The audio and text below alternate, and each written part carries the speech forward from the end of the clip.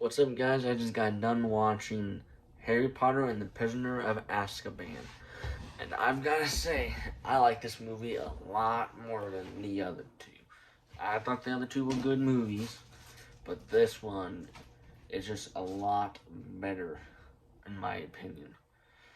The action was great. There was a lot of deception, and the bad guy isn't who you think it's going to be unless you've seen the movie, and then you know. Because in the last two movies, the villain was the guy who was in the first movie he was the Defense Against the Dark Arts teacher, and in the second movie he's not actually the villain, but he's an idiot, and he just gets in the way a lot. And then in this movie, the Defense Against the Dark Arts teacher is actually useful, and it seems like they're gonna make him a villain, but then he's not. He's actually a good guy. So I enjoyed that. And the whole movie's about this guy named Sirius Black, who went to Azkaban because he killed Peter Pettigrew and was thought to have told Voldemort where Harry Potter's parents were. And so he got sent to Azkaban, which is like the biggest prison ever, or maybe not the biggest, but the most deadliest, I guess. Like, no one ever escapes. It's, like Alcatraz. It's like Alcatraz. But, in the movie, he escapes, and the whole movie is about them trying to find him, and, we have Harry Potter doing his thing. He has to go against these things. Like, I can't remember what they're called. They look like Reapers. If you don't know what I mean by Reapers, I mean like, the Reaper. Except they don't have a scythe. But that's what they kind of look like. I don't remember their name, but their whole movie, Harry Potter's trying to deal with this fear of them because they're on a bus, and suddenly one of them comes in there and starts to give Harry what seems to be like the kiss of death, or going in for the kiss of death, until the Defense Against the Dark Arts teacher shoots him away with this spell I can't pronounce. But that's right. During the rest of the movie, he's kind of trying to deal with that, and there's always these things about Sirius being in the movie, when being in the castle, and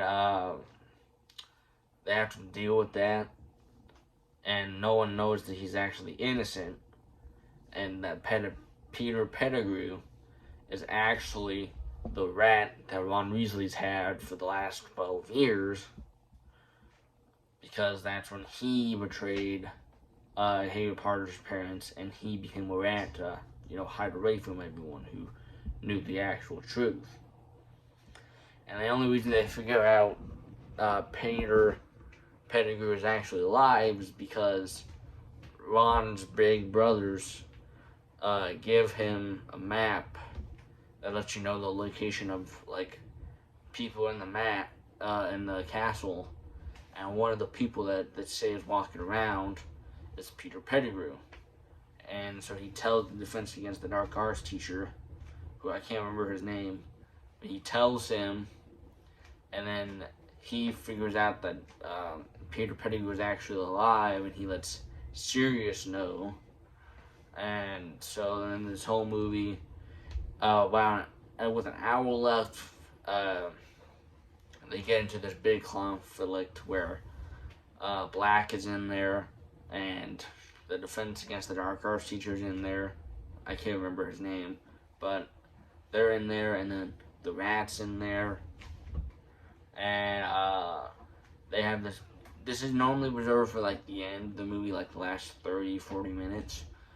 So it was a little early, but then you find out because the Defense Against the Dark Arts teacher is actually a werewolf, and once they're back up on land, they're about to take Peter Pettigrew to the school where he can get deal with the Reaper lookalike people, and all of a sudden, the teacher starts to turn into a werewolf, and so Sirius turns into a regular wolf to battle him. That was a pretty cool scene, and Peter Pettigrew escapes. And the whole time, there's kind of these things that are happening, and you don't know why. You just know they are happening.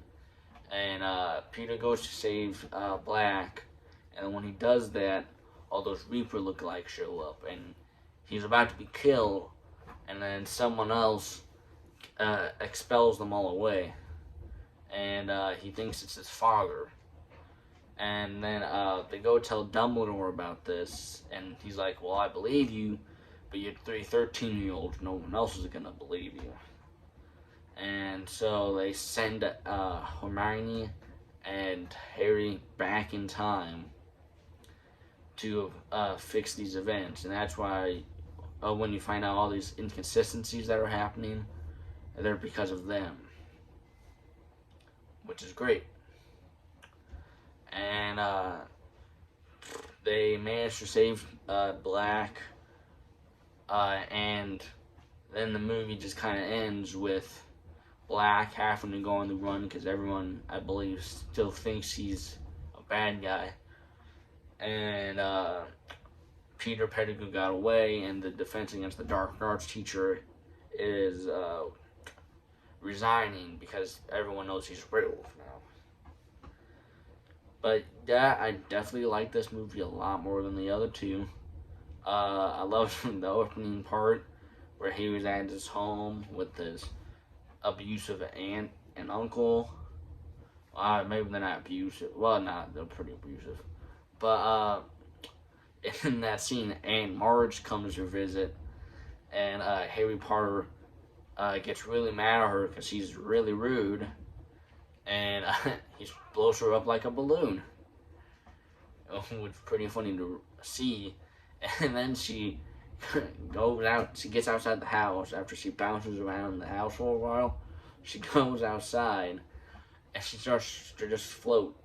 And while I'm watching, I'm thinking, did Harry technically kill her? Because she's just going to keep floating, right?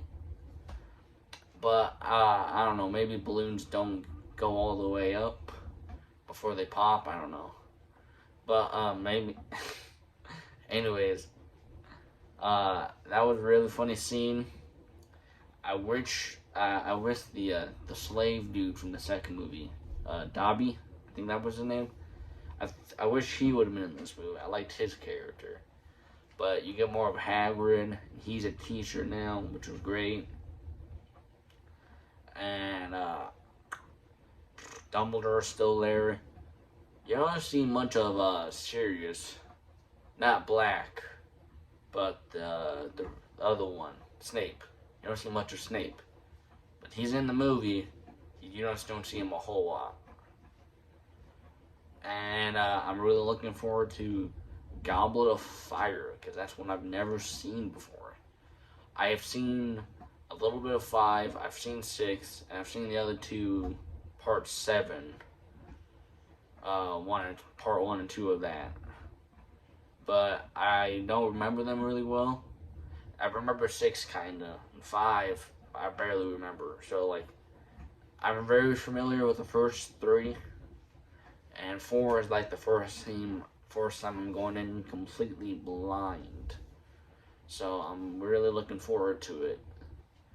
And I'll see you guys next week.